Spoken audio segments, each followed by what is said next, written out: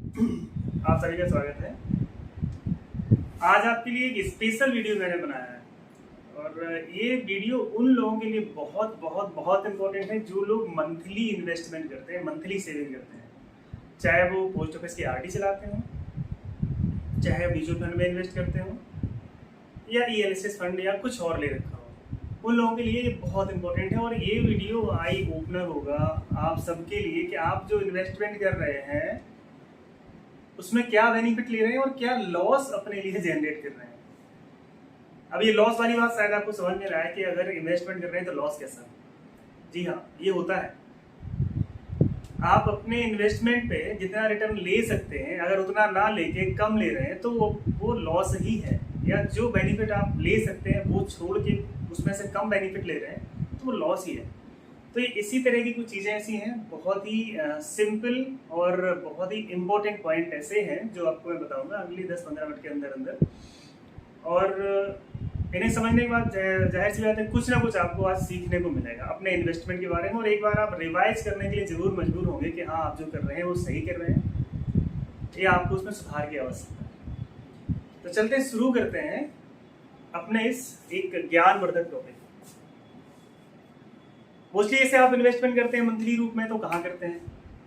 अधिकतर लोग चले जाते हैं पोस्ट ऑफिस में, आरडी करवा लेते हैं, या फिर म्यूचुअल फंड में एसआईपी ऑनलाइन ही बहुत सारे लोग खोल लेते हैं, या फिर कोई बंदा टच में है तो उसके माध्यम से खोल लिया। इन दो जगह ही घूमते रहते हैं। आप पोस्ट ऑफिस की आरडी में जाएंगे, म्यूचुअल फंड की एसआईपी में जाएंगे, या फिर उसी में आप टैक्स सेवर करना है तो ईएलएसएस आपने ले लिया। तो अभी उसमें आपको क्या मिल रहा है और क्या मिस कर रहे हैं, इस पर जरा पॉइंट करते हैं। सपोज आपने पोस्ट ऑफिस में इन्वेस्टमेंट किया तो आपको क्या मिलेगा? डिस्कवर मिलेगा? नहीं मिलेगा, जीरो होगा। सेविंग में एटीसी में आपको छूट मिलेगी? नहीं मिलेगी। अब यहाँ पे हो सकता है कुछ लोग बोलेंगे नहीं, हमें एटीसी में छूट चाहिए ही नहीं है, क्योंकि हमारा तो पहले से ही बहुत इतना इन्वेस्टमेंट है, एटीसी हमारा पूरा हो जाता है। चलो, तो उनके लिए बात छोड़ देते हैं, अगले पॉइंट पे आते हैं। एक और सेक्शन होता है टैक्स सेविंग के लिए, सेक्शन 1010D। ये बहुत महत्वपूर्ण है, ये कोई छोड़ नहीं सकता। ये तो इसके बारे में जानकारी नहीं है और मिस कर रहे हैं अपना इन्वेस्टमेंट का रिटर्न, या फिर समझदारी तो नहीं कहेंगे अगले वाले पॉइंट को। देखते हैं इसमें होता क्या है। आप जो इन्वेस्टमेंट करते हैं वहां से आपको जो रिटर्न मिलता है, उस रिटर्न पे आप टैक्स पे कर रहे हैं क्या? यहाँ कर रहे हैं। पोस्ट ऑफिस में आप जो भी इन्वेस्ट करते हैं आरडी में, रेकरिंग डिपॉजिट में, उसमें आपको जो भी इंटरेस्ट मिलता है, चाहे वो 5,000 हो चाहे वो आपका 50,000 हो, वो आपकी इनकम में ऐड होता है। और आप जिस स्लैब में टैक्स पे कर रहे हैं उसी स्लैब में वो आपकी इनकम में ऐड हो जाती है, और उस पर आपका टैक्स जो भी स्लैब होगा 20%, 30%, वो आपको देना पड़ेगा। तो ये आपने लॉस जनरेट किया। यहाँ तो कम से कम आपको एटीसी में अगर नहीं चाहिए तो ये तो आप बचा सकते हैं, लेकिन दे रहे हैं तो समझदारी नहीं करिए। अब इसके बाद आते हैं रिटर्न। पोस्ट ऑफिस में रिटर्न क्या मिलता है? अभी करंट का 6.5, 6.5%। अभी मैं सितंबर 2023 की बात कर रहा हूँ, इतना मिल रहा है। अभी थोड़ा सा बढ़ गया है, पहले थोड़ा सा कम था। अब आते हैं इन्वेस्टमेंट टर्म क्या होता है इसका। पोस्ट ऑफिस की आरडी आप बहुत से लोगों को पता है कि 5 साल की होती है, लेकिन 5 की नहीं होती, वो 10 साल की होती है। 5 साल बाद उसमें पैसा ले सकते हैं, ऐसा ऑप्शन है। अधिकतर चलाना है 10 साल तक चला सकते हैं, लेकिन मोस्टली लोग चलाते नहीं है, 5 में पैसा लेके क्लोज कर देते हैं। और उसका लॉकिंग पीरियड होता है 3 ईयर का, यानी कि 3 साल से पहले आप पैसा नहीं निकाल सकते। ये तो हो गई आपकी पोस्ट ऑफिस की आरडी। लॉकिंग पीरियड 3 साल का हो गया, और 5 साल बाद मोस्टली पैसा लोग ले लेते हैं विदाउट एनी टैक्स सेविंग, ना तो एटीसी में और ना ही 1010D में, और विदाउट रिस्क कवर। ये है आपकी पोस्ट ऑफिस की आरडी। अभी चलते हैं जो लोग एसआईपी में करते हैं उनका क्या हाल है, देख लेते हैं एक बार। रिस्क कवर जीरो, कुछ नहीं है। अब यहाँ एटीसी की बात करते हैं तो एटीसी में अगर आपने नॉर्मल लिया हुआ है तो आपको जीरो है, अगर आपने टैक्स सेवर लिया है तो आपको वहां पे एटीसी में छूट मिल जाएगी।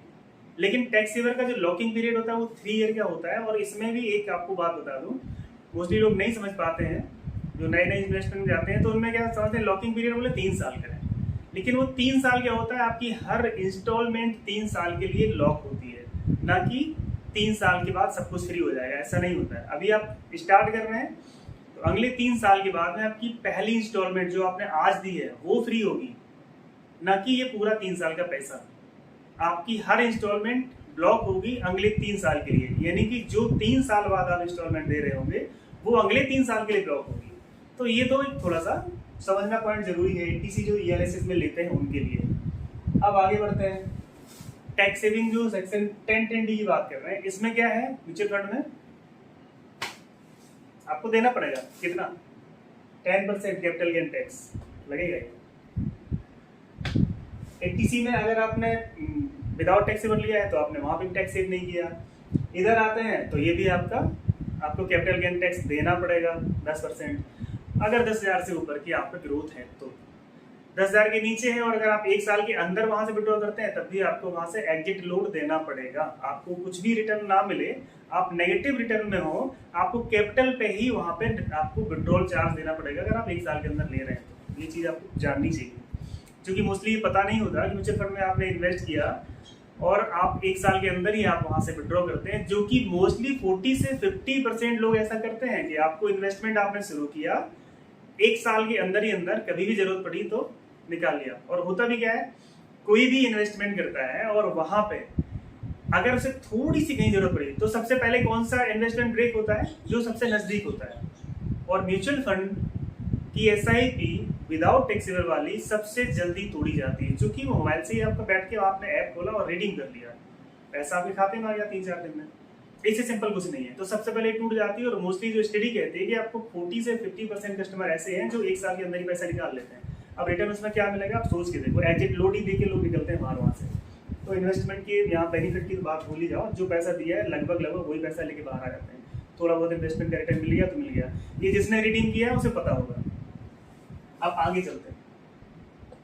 रिटर्न अगर आप इसकी बात करें तो 10 से 15% रिटर्न आ जाता है शॉर्ट टर्म के हिसाब से। अगर आप बात करें तो जैसे 2 साल रुक गए, 3 साल रुक गए तो इतना आपको मिल जाएगा। अगर आप थोड़ा लंबे टर्म के लिए रुकते हैं तो फिर आपके फंड के ऊपर डिपेंड करेगा, वो इसके आसपास 1-2% प्लस माइनस हो सकता है, यही रहेगा 10 से 15 के आसपास। तो ये तो आपका म्यूचुअल फंड की SIP का रिटर्न है। अब इसमें आते हैं इन्वेस्टमेंट टर्म, तो ये अनलिमिटेड रहता है, आपने स्टार्ट कर दिया, जब आपको बंद करना है बंद करो, नहीं करना है चलाते रहो, ये ऐसा रहता है।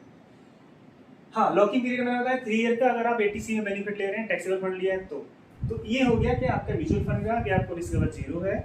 सेक्शन 10(10)(d) यहाँ पे लागू नहीं होता है। आपको यहाँ पे कैपिटल गेन टैक्स देना पड़ेगा 10%, 1 साल के अंदर निकलते हैं तो एग्जिट लोड देना पड़ेगा। रिटर्न आपका 10 से 15% आ सकता है इधर, और लॉकिंग पीरियड 3 ईयर का। ये तो हो गया म्यूचुअल फंड। अब अभी मैं बताने वाला हूँ जो आपके लिए एक बेहतर विकल्प हो सकता है। अब सोचिए अगर आपको रिस्क कवर 120 गुना मिल जाए आपकी इन्वेस्टमेंट पे, किस पे, मंथली पे, तो कैसा रहेगा। यानी अगर आप 5,000 रुपए का प्रीमियम देते हो महीने में तो उस पर 120 गुना यानी कि 6 लाख रुपए का रिस्क कवर आपको मिल सकता है। 80C का बेनिफिट भी मिल जाएगा, मैच्योरिटी भी टैक्स फ्री हो जाएगी, कोई टैक्स देना नहीं है। और रिटर्न की बात करें तो आपको हम 2 विकल्प दे रहे हैं कि एक आप इक्विटी या मिड कैप जो म्यूचुअल फंड में रहते हैं ऑप्शन, वो यहाँ पे मिलेंगे, तो आप 15% के आसपास जा सकते हैं। या फिर आपको थोड़ा सेफ चाहिए पैसा, जैसा पोस्ट ऑफिस में है, तो एक कॉर्पोरेट बॉन्ड फंड आपको दे देते हैं जिसमें 7 से 8% के आसपास का रिटर्न आता है। ये हमारा ट्रैक रिकॉर्ड है, ये हिस्ट्री है। तो आप सेफ मोड में जाते हैं तो यहाँ चले जाएंगे, और आपको खुल के खेलना है मार्केट में तो आप इधर आ जाए।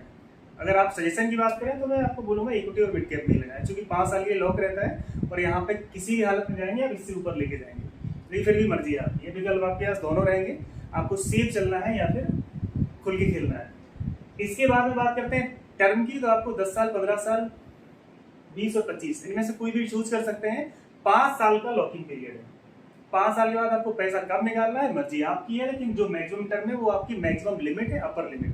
5 साल के बाद में फिर आपको ब्रेक करने का कोई चार्ज नहीं है, आप फंड वैल्यू लेके बाहर आ सकते हैं। तो ये तो रहे ऑप्शन। अब इसमें देखो आपको क्या बेनिफिट हो गए, इसके भी मिल गया, 80C में छूट भी मिल गई, सेक्शन 10(10)(d) भी मिल गया, रिटर्न भी मिल गया, जो आपकी मर्जी है वो ले सकते हैं। इसके बाद में पॉलिसी के टर्म भी आप अपनी मर्जी चूज कर सकते हैं, और लॉकिंग पीरियड केवल 5 साल का है।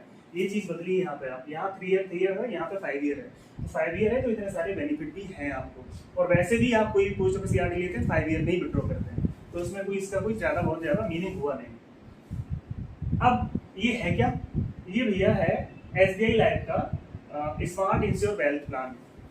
SBI लाइफ का तो आपको यहाँ पे भरोसा भी SBI लाइफ का मिल रहा है, बाद बाकी ये सारे बेनिफिट भी मिल रहे हैं। इसके बाद में रिटर्न के ऑप्शन भी आपको मिल रहे हैं। और अब ये मैंने जो लिखा है इक्विटी और मिड कैप का 15% के आसपास का, इसके पीछे थोड़ा समझ लेते हैं क्या चीज है। ये इक्विटी फंड है, हमारे यहाँ पर 10 जनवरी 2005 को लॉन्च किया गया था, जिसका की रिटर्न अभी अगस्त का 15.94 का है। 18 साल का एवरेज है।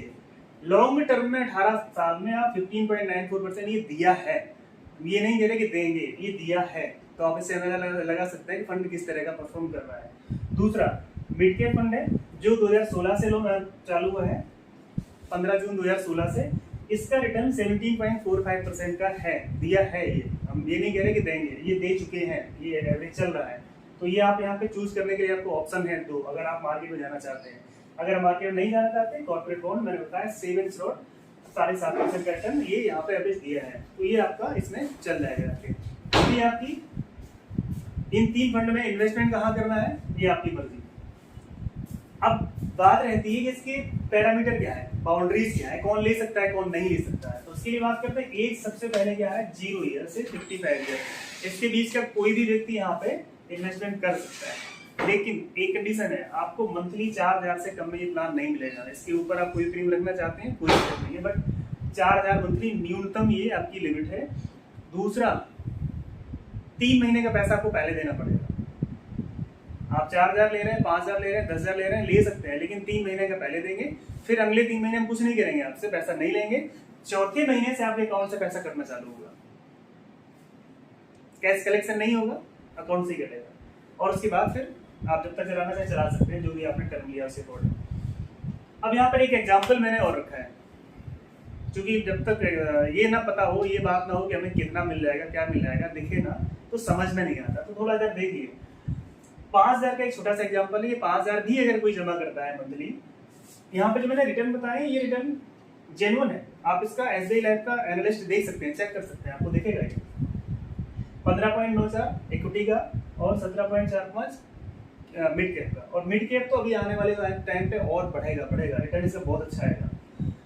फिर भी यहाँ पे एक 9% का एवरेज, एक 9% अगर मिनिमम रहता है तो क्या मिलेगा 5 साल में, 3,76,000।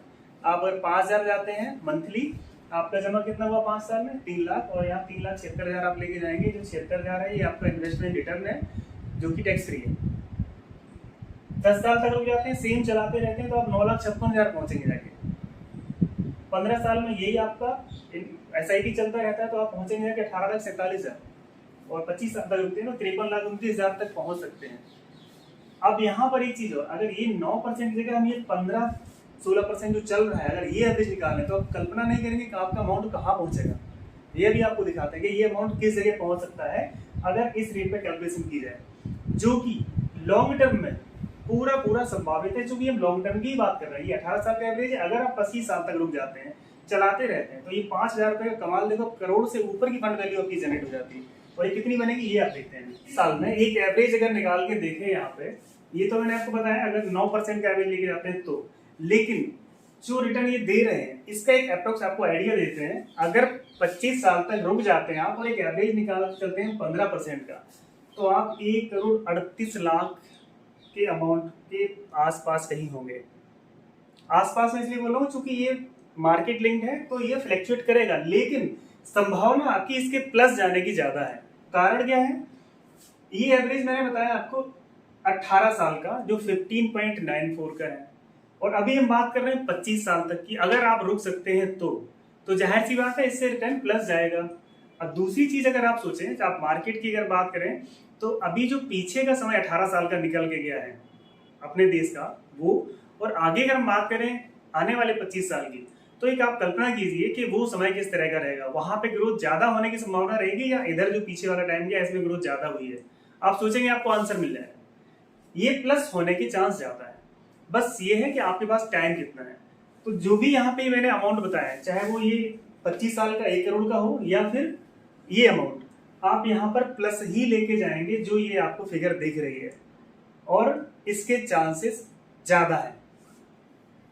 दूसरा आप एक छोटा सा एक यहाँ पे देख लीजिए कंपेरिजन की, जैसे आपने RD ली है, सेम यही रिटर्न होता तो क्या करते हैं आप, उस पर टैक्स देके जाते हैं। म्यूचुअल फंड में आते हैं तो आप इसके ऊपर जो 76,000 इस पर टैक्स देके जाते हैं, और यहाँ पे आ रहे हैं तो क्या आप पूरा पैसा लेके जा रहे हैं। तो ये एक मेन चीज है। इतने सारे बेनिफिट मिलने के बाद में मेच्योरिटी भी आपकी टैक्स फ्री है और बहुत सारे ऑप्शन है। आपको करना क्या है, डिसीजन आपको लेना है। तो बस ये चीज है, एक आपको पॉइंट बताने थे, जानकारी देनी थी। अब आगे आपकी बारी। नमस्कार।